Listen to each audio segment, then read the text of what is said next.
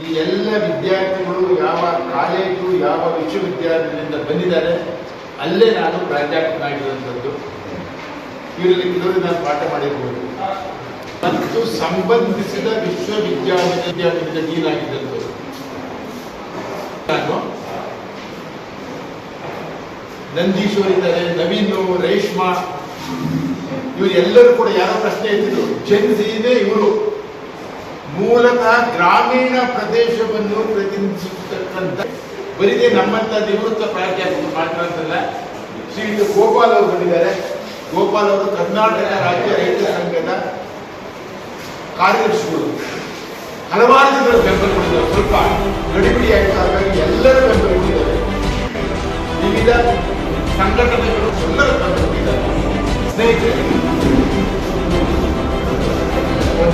ನಿಮ್ಮ 5ನೇ ತಾರೀಕಿಗೆ ಖಂಡಿತವಾಗಿ ನ್ಯಾಯಯುತವಾದಂತಹ ಒಂದು ವೇದಿಕೆ ಖಂಡಿತವಾಗೂ ಅದಕ್ಕೆ ಅವಕಾಶ ಕೊಟ್ಟೇ ಕೊಡ್ತಾರೆ.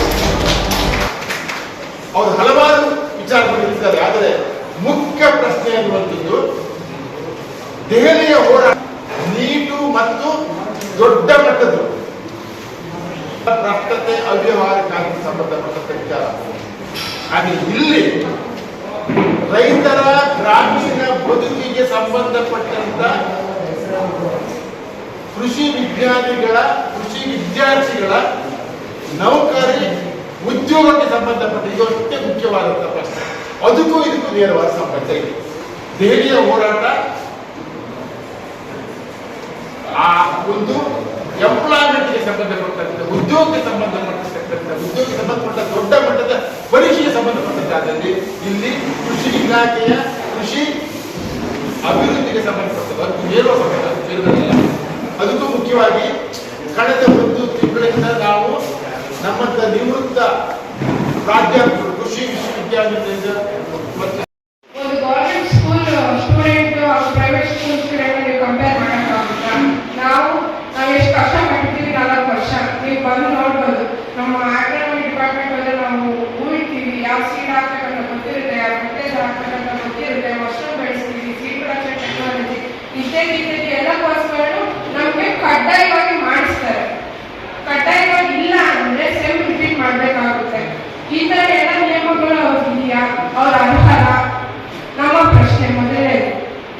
ಈಗ ನಾವು ಅಗ್ರಿಕಲ್ಚರ್ ಗ್ರಾಜುಯೇಟ್ಸ್ ಎಷ್ಟೋ ಜನ ಎಕ್ಸಾಮ್ ತಗೋತೀವಿ, ಬರೀತೀವಿ, AO AA ಆಯ್ತಾ?